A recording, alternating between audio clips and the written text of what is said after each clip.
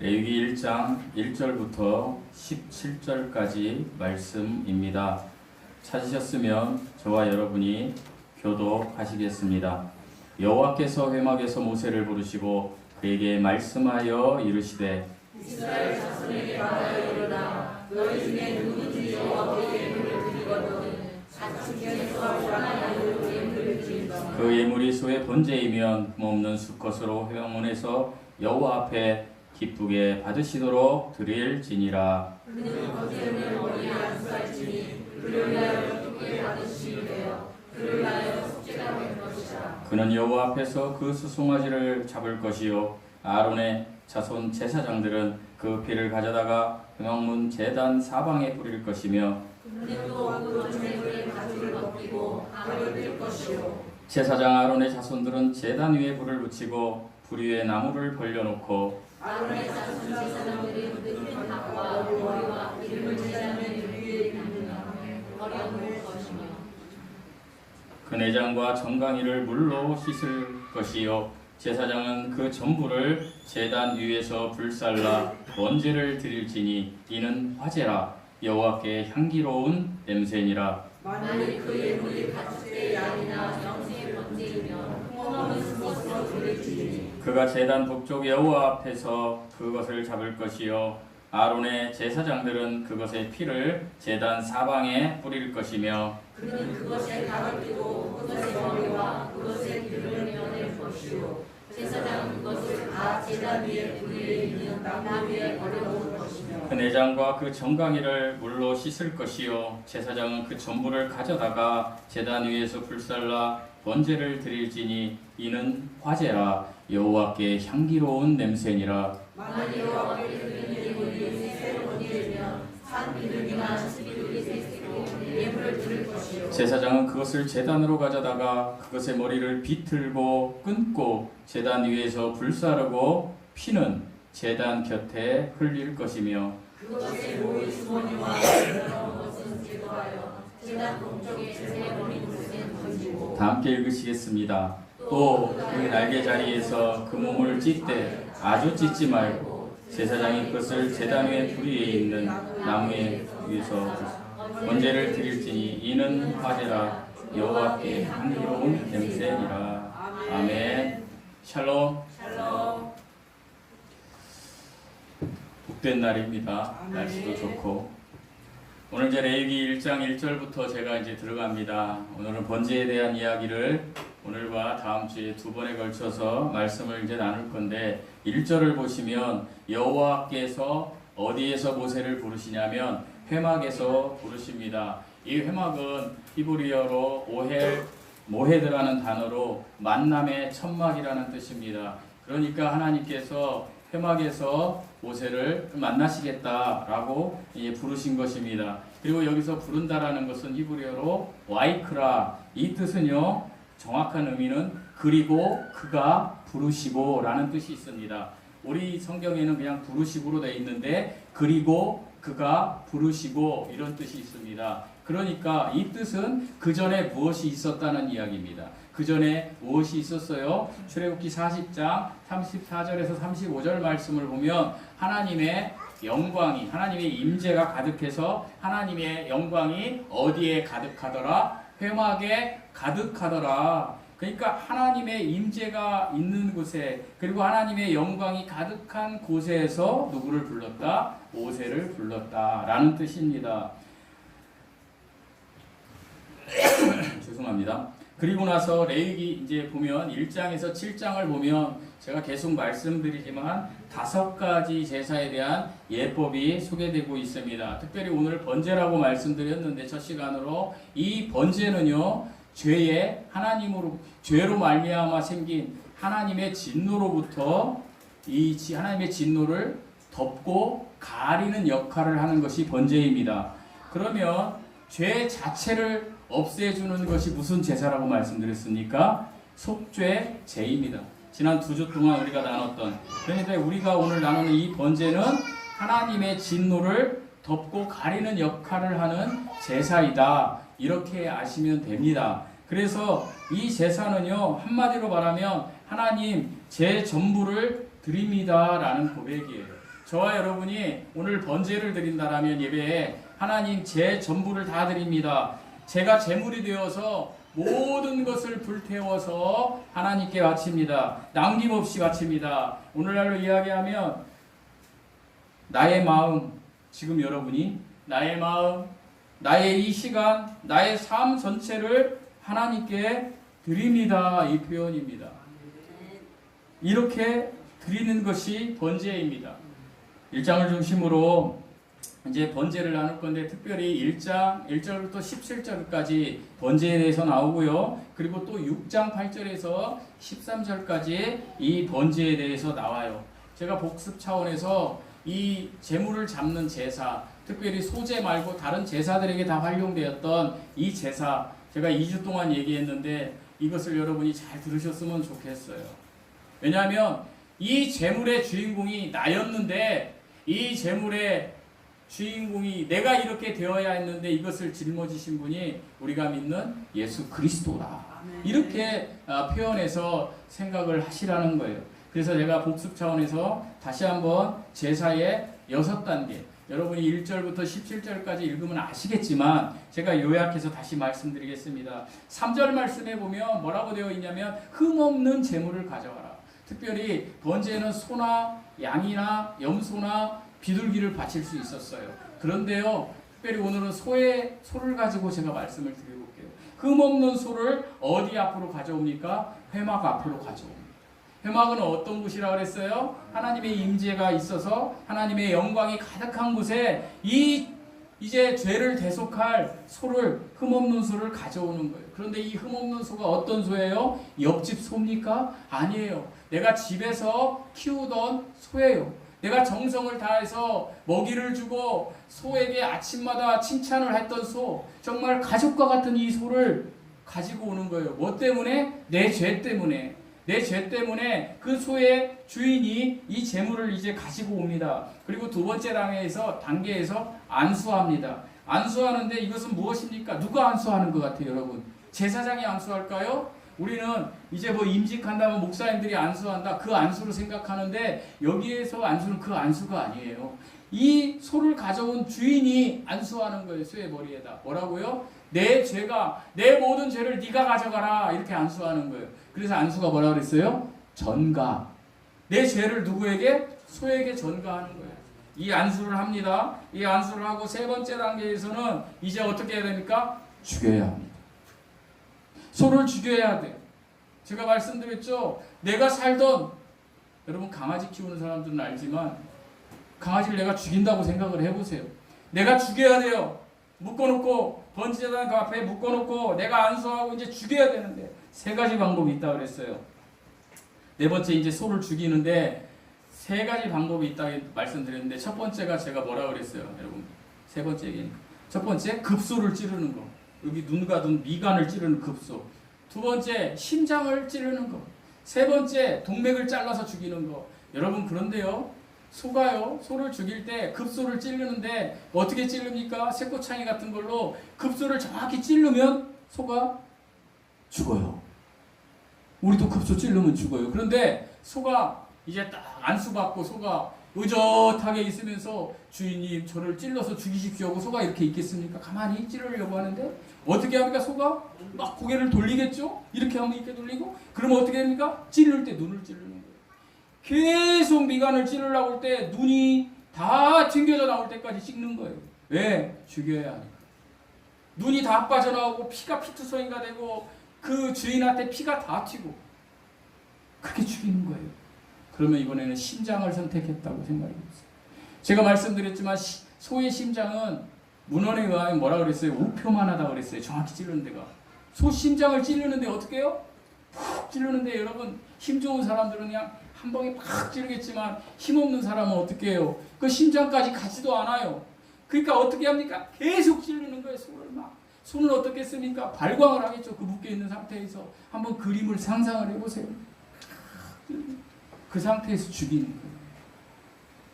그리고 세 번째 어떻게 해요? 동맥을 잘라서 죽이는 거예요. 그런데 짐승은요, 동맥이 3분의 2가 잘릴 때까지 살아있대요. 목을 자르는데 3분의 2 덜렁덜렁한데도 살아있는 거예요. 그 상태로 죽이는 거예요. 이게 제사예요. 다섯 번째. 그리고 죽이면 뭐가 나옵니까? 피가 나옵니다. 그 피를 어떻게 해요? 가져다가 제단에 이제 뿌리고 바르는 거를 제사장이 하는 거 이제 그때부터. 여기까지는 누가 했어요? 본인이 해야 되는 거예요, 여러분. 제사장이 하는 게 아니에요. 잡아주세요. 안수하시고 제 죄 이렇게 아니에요. 본인이 해야 되는 거예요. 그리고 나서 마지막에 어떻게 합니까? 다 그 짐승의 고기를 다 자른다. 조각조각 내가지고 그거를 태워서 하나님 앞에 올려드릴 때 하나님이 향기로 받는다는 거예요. 너무 잔인하지 않으세요? 우리가 볼 때? 그러나 하나님 입장에서는 안수라는 순간부터 그게 쇳덩어리인 거예요. 그 쇳덩어리 그렇게 죽어야만 되는 거예요. 우리가 그 제물이 되었어야 된다는 거예요. 우리가 지옥에 가서 그렇게 당했어야 된다는 거예요. 그것을 아픔을 보시고 누가 오셔요? 제물인 예수님이 오셨다는 거예요. 여러분 이 번제, 이 속죄제, 이 제물이 누구냐? 우리 주 예수 그리스도예요. 예수 그리스도가 우리의 죄를 전가받고 십자가에 못 박혀 죽으신 거예요. 이 제물이. 여러분 이게 번제의 과정입니다. 본론으로 돌아와서 번제는 히브리어로 어떤 뜻이 있냐면 따라서 해보시겠습니다. 올라. 자, 히브리어로 올라라는 뜻이 있어요. 그런데 이 마지막에 보면은 제가 뭐라 그랬어요? 제사를 이 번제단에 올려서 태워서 그 향기를 하나님이 흠령하시는 향기로운 제사라고 했어요. 태워서 바치는 제사. 그러니까 하나님께 올라가요, 내려가요? 올라가요. 그러니까 우리나라 뜻으로 올라간다. 근데 번제는 뭐다? 올라. 안 잊어버리시겠죠? 번제가 히브리어로 뭐라고요? 올라. 그러니까 올라간다. 올라? 한번 해보세요. 올라. 이게 번제예요. 그런데 이 뜻은 번제물을 태워서 그 향기를 하나님 앞에 올바로 바친다. 이럴 때 하나님의 진노가 덮어지고 하나님이 진노하지 않으시는 거예요. 여러분 죄가 그렇다니까요. 아이 나는 의인이에요 라고 이렇게 앉아있는 분들은 아니에요. 그렇게 죽었어야 돼요. 그런데 이걸 누가 대속하셨어요? 지금 이 시대에? 우리 주 예수 그리스도가 대속하셨어요. 이 은혜에 감격하시기 바랍니다. 그냥 멍하니 있지 마시고 감사합니다 하셔야 돼요. 제가 요즘 여러분에게 기도의 종소에 며칠 올려드린 게 있죠. 저의 고백이에요.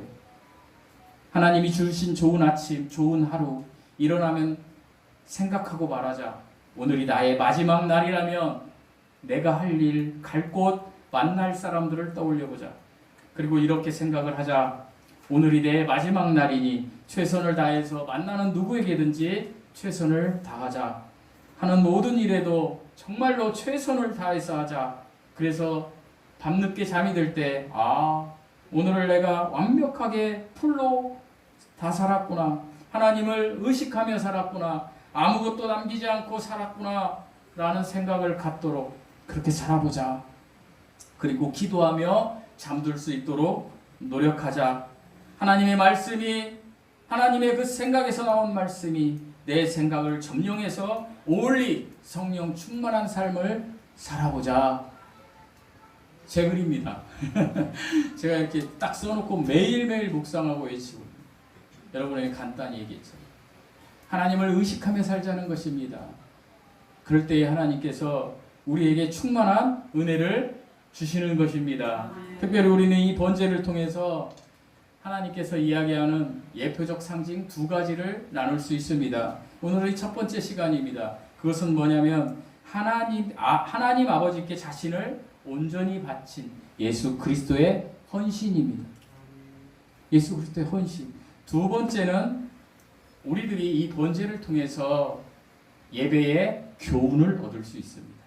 예배의 교훈은 다음 주에 나누고 오늘은 하나님 앞에 드려진 아버지 하나님 앞에 특별히 드려진 성자 하나님 예수 그리스도의 헌신에 대하여 나누려고 합니다. 먼저 번제가 알려주는 예수 그리스도의 헌신을 우리는 네 가지 측면으로 살펴볼 수 있습니다. 몇 가지 측면이요? 네 가지요. 그러니까 오늘 예배 언제 끝나나 하는 분들은 네 번째 하면 끝난다고 생각하시면 돼요. 제가 항상 세 번째지만 첫 번째 예수 그리스도의 헌신을 알 수 있는 첫 번째 측면은 첫째로 3절 말씀 읽어보시겠습니다. 3절 시작.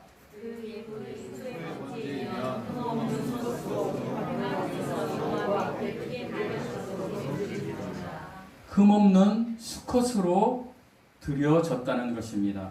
여기서 중요한 것이 흠없는 수컷이라는 말씀입니다. 하나님 앞에 바쳐지는 제물에는 흠이 있으면 안 돼요. 흠이 없는 것, 흠이 없는 수컷, 특별히 흠이 없는 수컷 중에서 약 1년 정도 된 수컷이 제물로 가장 많이 쓰였다라고 합니다. 이 흠없는 수컷, 이 제물은 흠이 없으신 우리 하나님의 어린 양 예수 그리스도를 예표하고 있다라는 것이 무엇보다 중요합니다. 그러니까 흠없는 수컷이 죽었어 이렇게 생각할 때에 그냥 그렇게 읽지 마시고 레위기를 읽을 때 이분이 우리 주 예수 그리스도이셨어요. 이분이 나 때문에 이렇게 돌아가셨어 이렇게 생각하시라는 것입니다. 그래서 베드로전서 1장 19절에서는 오직 흠없고 점없는 어린 양 같은 그리스도의 보배로운 피로 된 것이니라. 무엇이요? 여러분의 구원이. 아멘. 믿으시기 바랍니다. 그래서 여기서 예수님을 뭐라고 표현했어요? 흠없는 어린 양 같은 예수라고 그랬어요. 우리는 소를 가지고 얘기하지만 보통 예수님은 양으로 많이 표현해요. 흠없는 어린 양 예수. 바로 이 예수님의 모습을 보여주기 위해서 구약의 번제, 소제, 화목제 같은 속건제 같은 이런 제사 예법이 우리에게 알려졌다라는 거예요. 레위기가. 아멘이세요? 그래서 이 모습을 보면서 항상 우리는 예수 그리스도를 상상할 수 있습니다. 예수 그리스도의 헌신은 흠없는 것으로 바쳐졌다. 두 번째 측면은요, 예수님께서 제물이 되셨다라는 것입니다. 아까도 말씀드렸지만 이렇게 잔인하게 죽어야 될 그 대상은 누구였다고요? 우리였어요. 그런데 예수님이 우리가 죽을 그 자리에서 제물이 되셔서 예수님께서 이제 십자가에 못 박혀 돌아가시고 그냥 돌아가셔서 죽으셨으면 끝났는데 신이 아니죠. 그분이 부활하셨어요. 하나님이라는 것을 알려줘서. 그래서 예수님께서는 이 제물이 되셨는데 어떻게 되셨어요? 여러분 그 레위기에 나오는 이 지금 소나 양이나 이 염소나 비둘기는 어쨌든 이 동물들이 자원에서 왔을까요? 집에 있는 10마리 소 중에 야 오늘 지금 제물이 되어야 될 소가 있단다 주인이 이렇게 얘기하니까 소 1번이 제가 갈게요 주인님 이렇게 한 소가 있었을까요? 다 안 가려고 했을 거 아니에요 소들은. 그러나요 우리 예수님께서는 자원에서 이 땅에 오셨다라는 거예요. 자원에서. 왜 자원에서? 나 때문에. 때 죄가 커서. 그래서 여러분 결단코 예수님을 믿기까지 내가 죄인임을 알지 못하면 예수님을 믿지 못합니다. 여러분 중에 아직까지 예수님을 영접하지 않으신 분이 계시다면 매우 교만하신 분이에요. 왜요? 나는 죄인이라고 생각하지 않기 때문에. 나는 죄인이 아니기 때문에 예수님이 필요 없는 거예요. 의인이기 때문에. 그런데 내가 어느 순간에 죄인임을 알면 내 죄를 대속하실 어떤 분이 필요한 거예요. 그렇게 추구하고 찾고 나설 때에 이 예배당 안에서 이 메시지가 전해질 때 그분이 예수님이셨구나 라고 내가 믿으면서 그분께 내가 나아가면 그분이 믿음을 선물로 주신다는 겁니다. 그런다니까요. 그래서 구원이 이루어지는 거예요. 그래서 1장 3절을 보시면 우리말에는 이 단어의 뉘앙스가 잘 나타나지 않았어요. 우리 3절 말씀 다시 읽어보시겠습니다. 3절 시작.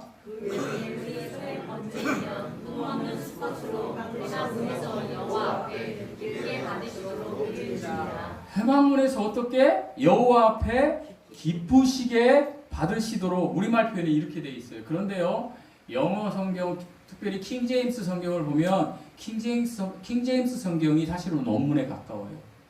킹제임스 성경하면 이단이라고 하는데 너무 무식한 거예요. 왜요? 미국은 킹제임스가 70%예요. 우리나라는 미국에서 이 기독교가 건너왔어요. 그런데 우리가 중국 성경을 번역해서 읽으면서 물론 이 개혁 개정이 잘못됐다는 얘기를 하는 게 아니에요. 킹제임스 성경은 어이구 이단이야. 그 정신병자예요. 킹제임스 성경이 사실은 원문에 가까워요. 아멘? 아셔야 됩니다. 이거. 그럼 미국 사람들은 다 지옥 갑니까? 이단이고? 아니에요. 절대 아니에요. 그래서 킹제임스 번역에 보면 뭐라고 되어 있냐면 His own will 이렇게 됐어요.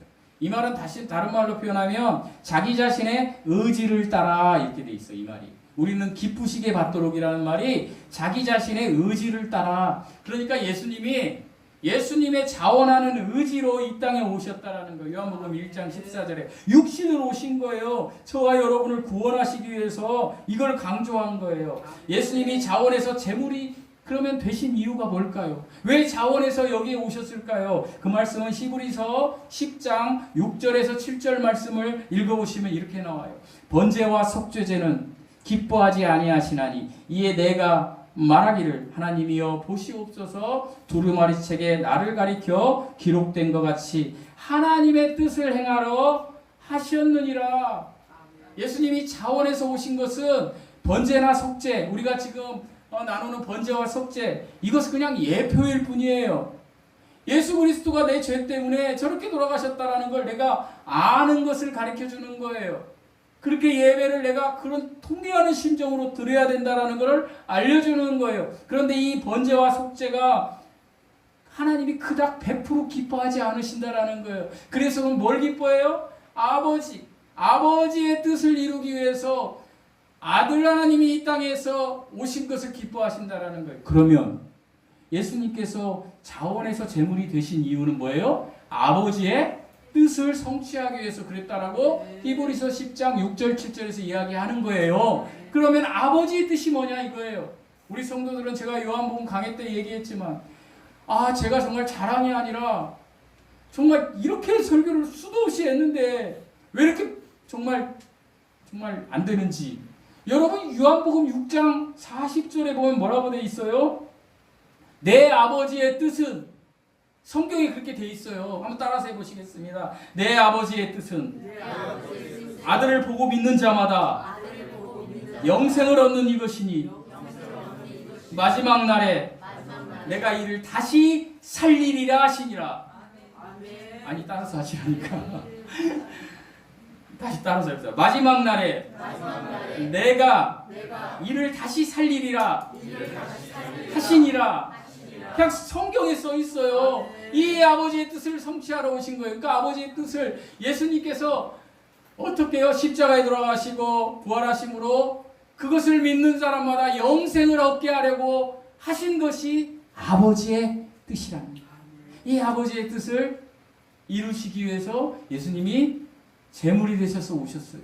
그런데 이 이야기를 하는데도 지금 이 순간에도 여러분이 감사하지 않고 인상을 쓰면서 이러고 있는 분들은 내가 정말 미쳐버리겠어요. 지금 우리 외주에 그런 분이 있는 건 미쳐버리겠어요. 여러분 왜? 여러분 이 재물이 우리가 된다니까요. 지옥 가면 우리가 돼요. 지옥은 여기 이것보다 더 상상할 수가 없어요. 제가 이렇게 얘기해서 교회가 부흥이 안 되는지 모르겠는데 100년 후에 한번 보십시다. 100년 후에 저도 여기서 여러분 하나님이 여러분을 사랑하십니다. 돈 많이 벌어서 행복하십시오. 저 얼마든지 이렇게 할 수 있어요. 소리하지. 아니에요. 저는 태어나서 얼마 안 되어서 예배당에 매일 나갔어요. 우리 연지처럼. 우리 어머니는 매일 기도원 다니신 분이에요. 저는 기도원에서요. 어떤 학생이 넘어졌어요. 기절해서. 쌤은 꼭지 보도블록 꼭지 여기 꽂혔어요. 피가 솟구쳤어요. 여러분 여기 꽂히면 피가 솟구칩니다. 분수처럼. 그랬을 때에 의사들도 어떻게 도구가 필요하잖아요. 할렐루야 김계영 원장님이 이단이라고 난 다 좋아. 아니 나는 그 역사를 믿어요. 딱 보시더니 딱 잡고 안수하니까 피가 멎었어요. 저는 그걸 보고 자랐어요. 저는 환상도 많이 봤어요. 저 휴거도 많이 봤거든요. 근데 저는 그걸 부정했어요. 29살 때까지. 얼마나 무서운 얘기인지 아세요? 예수님 믿기가요 너무 쉬운데 너무 어려워요. 저는 28살 때 죽었으면 지옥 갔어요. 그래서 저는 이것을 당하고 있을 거예요 지금. 그러나 하나님의 은혜로 29살 때 예수님을 만나고 제가 예수님을 만나니까 용서하고 들으시기 바랍니다. 저는 모태신앙들 한무, 성무, 연지 다 예수님 안 믿는 것처럼 보여요. 제가 그랬으니까. 목사님 저를 그렇게 생각하지 마세요. 두렵고 떨리는 마음으로 하나님 앞에 나를 제물로 드려보세요. 하나님 안 만나면 큰일 나요. 정말 큰일 나요. 우리가 아둘람 잔치 하는 목적이 뭐냐고 제가 계속 말씀해요. 사람들 막 데려오라고 말씀해요. 왜요? 그날은 제가 기도하면서 좀 부족하지만 정말 이 메시지 전하려고 하는 거예요.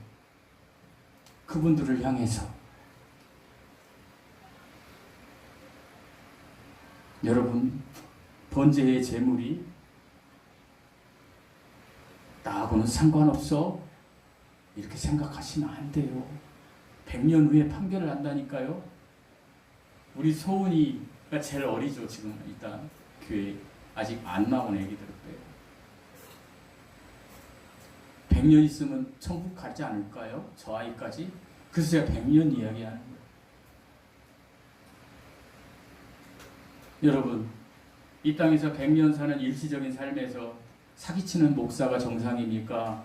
100년 후에 지옥 갈 사람을 애달파하는 목사가 정상입니까? 답 한번 해보세요. 1번이 정상이에요? 2번이 정상이에요? 그죠? 말은 그렇게 하시죠? 그런데 2번을 향해서 이렇게 외치는 목사들은 다 외면당합니다. 1번을 외쳐야 돼요. 교회도 회사처럼 조직을 갖추고 시스템을 갖추고 인자하게 여기서 목사님이 번제는 여러분 죄의 진노를 덮어주는 거예요. 여러분은 구원받으셨어요. 하나님의 평안을 누리세요. 예수님도 못 만났는데 평안을 줘요. 좋은 얘기 들으면 안 돼요. 지옥 가시면 안 된단 말이에요. 지금 여러분이 다 지옥 간다는 얘기는 절대 아니에요. 대다수는 천국 가시. 근데 한 명이라도 지옥 갈 사람이 있다면 제가 그분에게 지금 호소드립니다. 아멘? 아멘.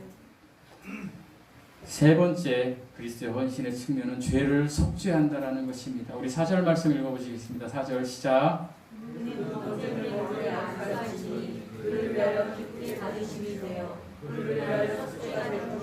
번제의 결과가 뭐라고 말씀드렸어요? 속죄라는 거예요. 속죄는 나를 대신해서 죄를 갚는 거예요. 그러니까 4절에 이게 안수하는 게 뭐예요? 내 죄를 전가하는 거라고 그랬잖아요. 이쪽으로 다 이전시키는 거예요. 그냥 아무것도 없이 내 죄를. 그게 번제예요. 그래서 소는 그렇게 죽었어야 돼요. 그런데 우리의 죄는 누가 이 전가 받으셔서 가셨어요? 예수님이. 그래서 예수님이 잔인하게 돌아가신 거예요. 이 속죄를 하러 가셨대요. 그래서 예수님께서 마태복음 20장 28절에 인자가 온 것은 섬김을 받으려 함이 아니니라 도리어 섬기려 하고 자기 목숨을 많은 사람의 대속물로 주려 함이니라. 아멘. 아멘. 저와 여러분을 위해 대속물로 주신 거예요. 예수님이. 인자가 오신 이유가 하나님의 뜻을. 그러니까 예수님의 섬김의 절정은 무엇이냐? 오병이어를 일으키고 가난한 사람들에게 빵을 주고 그 정도의 사회 봉사가 아니라는 거예요. 그럼 뭐예요? 그것도 중요하지만 그보다 더 중요한 것은 그분의 육신으로 오심의 절정은 자기 목숨을 많은 사람의 대속물로 주기 위한 거였다라는 거예요. 저와 여러분을 위하여 많은 사람들의 대속물로 가져오는 그 속죄, 그것을 가져오는 제사가 바로 속죄 제사요 번제 제사였다라는 것입니다. 희생이었다라는 것입니다. 사랑하는 성도 여러분, 제가 아까 막 소의 눈을 막 찍어요, 심장을 찍어요. 그러니까 여러분 중에 이런 분들이 계시던데 이걸 주님이 겪으셨다니까요. 내 죄 때문에 얼마나 감사해요. 얼마나. 그런데요, 내가 주님의 자녀로 하나님 감사합니다. 매일매일 하나님 의식하고 이렇게 살면 세상에서의 삶은 보너스로 주신다는 거예요. 여러분 돈 필요하세요? 그렇게 한번 살아보세요. 하나님을 의식하시고 필요할 만큼 주세요. 여러분 건강 필요하세요? 그렇게 한번 살아보세요. 하나님이 그냥 주세요. 보너스로 우선순위를 바꾸라는 거예요. 여러분 우선순위를 안 바꾸고. 이 이야기는 준비하지 않았는데 잠깐 하겠습니다. 제가 되게 사랑하는 후배가 있어요. 직장에서. 제가 2006년도에 본부에 그 보안 안전 담당할 때 자리 한 자리, 제가 평가 담당으로 갈 때에 현장에서 우리 박정훈 집사님은 알지만 그 자리 가고 싶어 하는데 내가 한 명을, 그때는 박정훈 집사님 모를 때 그치 알았으면 박정훈 집사를 갖다 놨을 건데 제가 그 한 명을 갖다 놨어요. 후임으로. 근데 그때부터 나한테 형님처럼 막 해요. 그래서 우리가 저기 동탄 가다 보면 이렇게 가다 보면 막 저녁에 막 불빛을 어마어마하게 크게 키운 교회가 있어요. 행복한 교회 뭐 이렇게 해가지고 막 불이 막 매운싹이 막. 그 교회 안수 집사. 사모님은 권사님이에요. 얼마나 열심히 하는지 몰라요. 막 내가 우리 교회로 좀 데려오려고 했더니 형님, 우리 집사람 안 돼요. 왜 안 돼? 거기서 쌓아놓은 게 얼마나 많은데요. 막 그 큰 교회에서 그 몇천 명 되는 교회에서 못 가요. 그래서 뭐 어쩔 수 없지 뭐. 근데 저한테 뭐가 온지 아세요? 좀 하고 있겠네. 수원역 옆에 예식장이 있더라고. 수원역 옆에. 수원역 이쪽에 예식장 큰 게 있어요. 11시에 제 딸을 결혼시킵니다. 오늘 지금.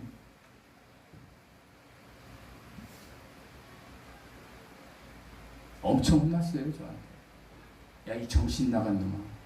니네 교회 목사는 뭐냐? 안수 집사라고? 권사라고? 청첩장 보냈다가 됐다 혼났어요. 저한테. 이런 정신. 왜냐하면 우리 교회 안 올 건데 내가 얼마나 부담 없이 또 이렇게 하겠습니까? 이런 지옥갈 놈들아.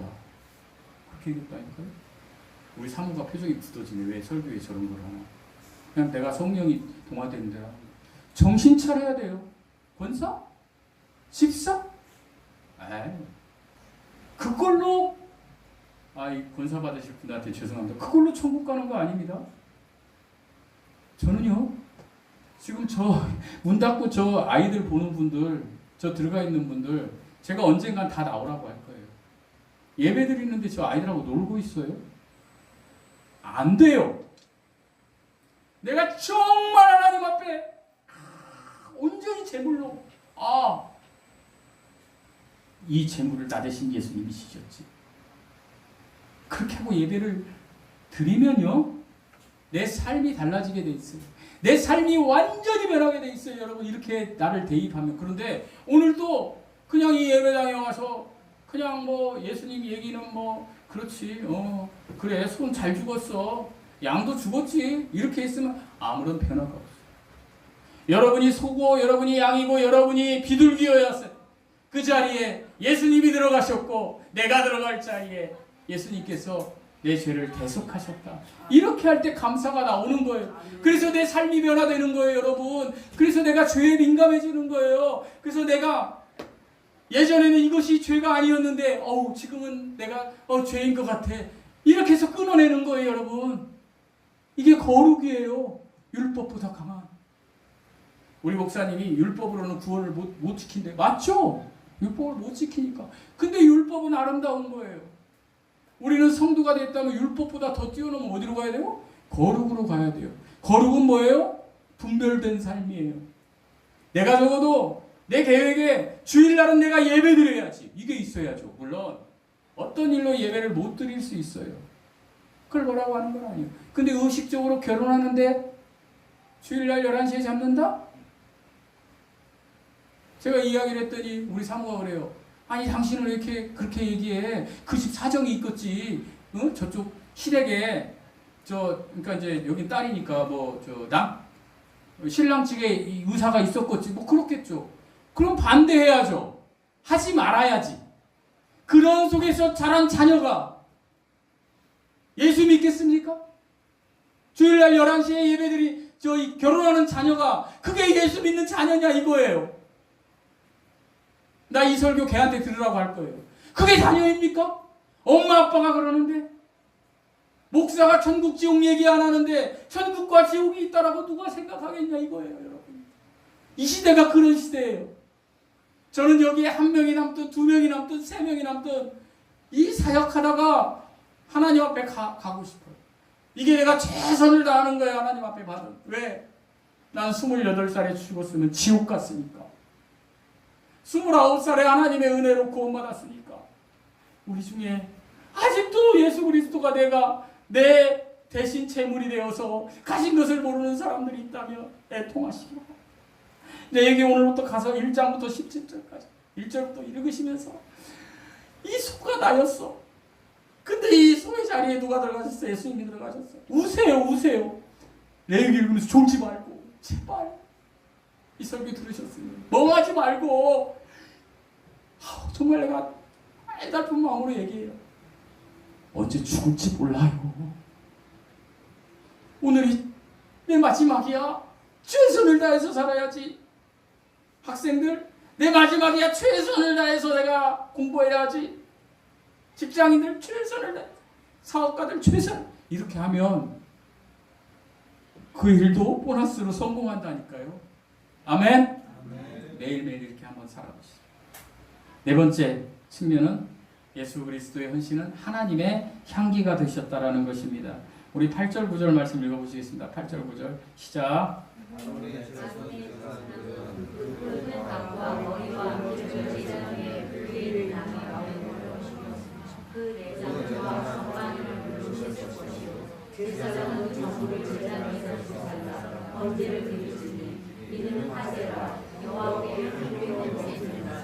자, 예수님은 향기가 되셨어요. 향기라는 말이 영어로 뭔지 아세요? 여러분이 제가 얘기하면 그거였구나 하는 거예요. 뭐냐면 아로마예요. 뭐라고요? 아로마. 아시죠? 아로마. 이게 향기예요. 그러니까 예수님은 하나님의 향기, 하나님의 아로마가 되신 거예요. 이 말은 예수 그리스도의 희생이 인류의 죄를 대속하기 위해서 자기 몸을 희생하는 예수님이 어떻게 하나님께는 하나님의 입장에서는 놀라운 향기였다. 그러면 저와 여러분은 어떻게 돼야 돼요? 예수님의 우리가 자녀라면 우리도 하나님의 향기가 돼야 돼요. 저와 여러분이 하나님의 아로마가 되어야 된다는 거. 아멘이세요? 아멘. 그렇게 할 때 하나님이 기뻐하셨다. 여러분은 하나님의 향기가 되십니까? 공교롭게 우리 교회 이름이 주향기 사랑교회예요. 여러분이 하나님의 향기가 되시기를 바랍니다. 여러분이 구원받았다고 거기 넘쳐있지 말고 예배서 5장 2절에 그리스도께서 너희를 사랑하신 것 같이 너희도 사랑 가운데 행하라. 그는 우리를 위하여 자신을 버리사 향기로운 제물과 희생 제물로 하나님께 드리셨느니라. 그러니까 우리가 하나님의 향기가 되는 건 뭐예요? 그리스도 가운데 사랑으로 행하는 거예요. 저와 여러분이 우리 교회가 그리스도 가운데 사랑으로 행해야 돼요. 내 주장, 내 마음속에 있는 자아 이런 것들은 다 비우고 어떻게? 하나님의 사랑 가운데 행해야 돼요. 우리 교회 공동체가. 근데 이게 중요한 게 뭐냐면 나를 먼저 사랑해야 돼요. 나를 먼저 사랑해야 다른 사람을 사랑할 수 있어요. 여러분 하나님이 나를 너무 사랑한 사람이야 라고 생각하세요. 그럼 나를 사랑하게 돼 있어요. 그러면 옆 사람도 사랑하게 돼요. 그리고 교회 공동체 사람도 사랑하게 돼요. 우리 한번 옆 사람 보면서 한번 사랑합니다. 러브가 아니에요. 체리티예요. 러브가 아니에요. 체리티 사랑. 하나님 사랑. 당신을 주님 안에서 사랑합니다.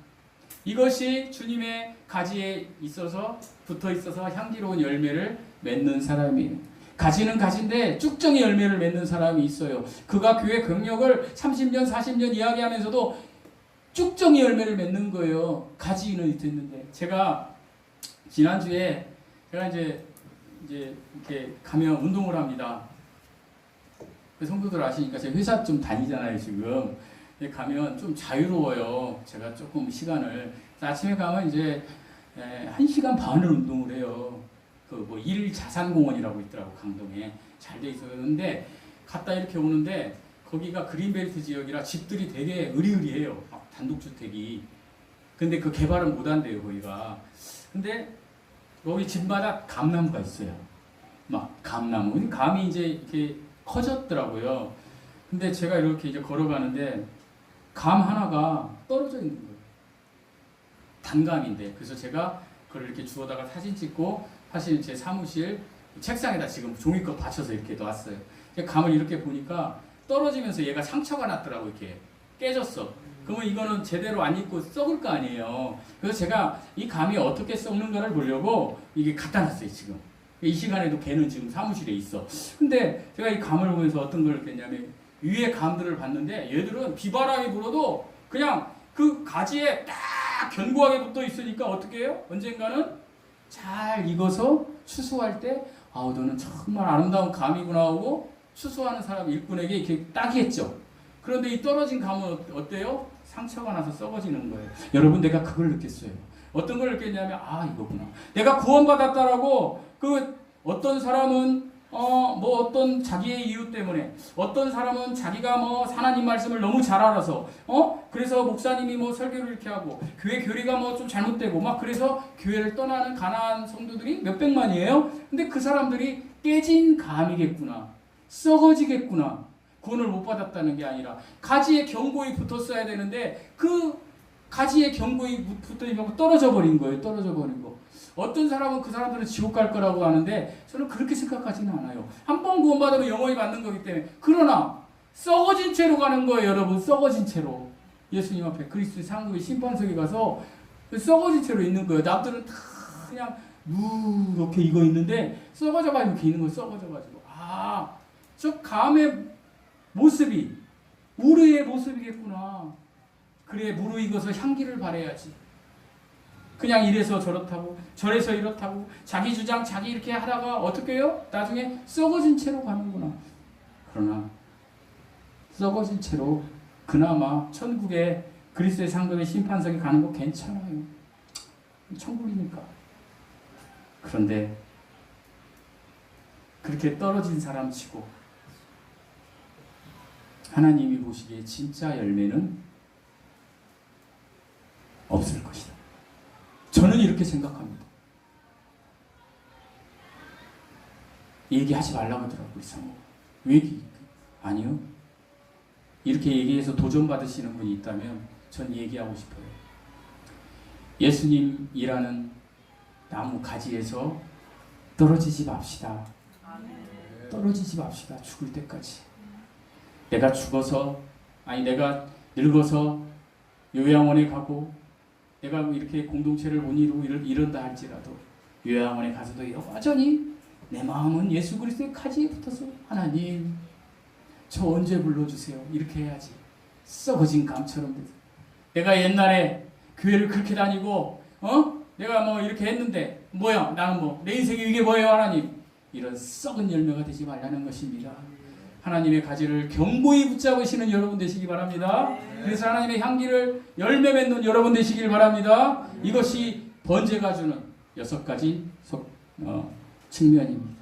기도하시겠습니다.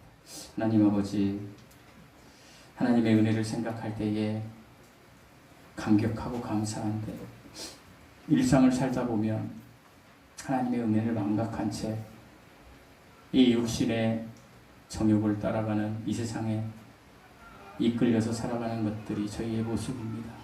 한 주간 하나님의 말씀을 생각하면서 지금이 나의 마지막 날이고 지금이 나의 마지막 시간이라는 것을 생각하며 그럼 나 어떻게 하지? 하나님을 먼저 생각하는 저희들 되게 하여 주시옵소서.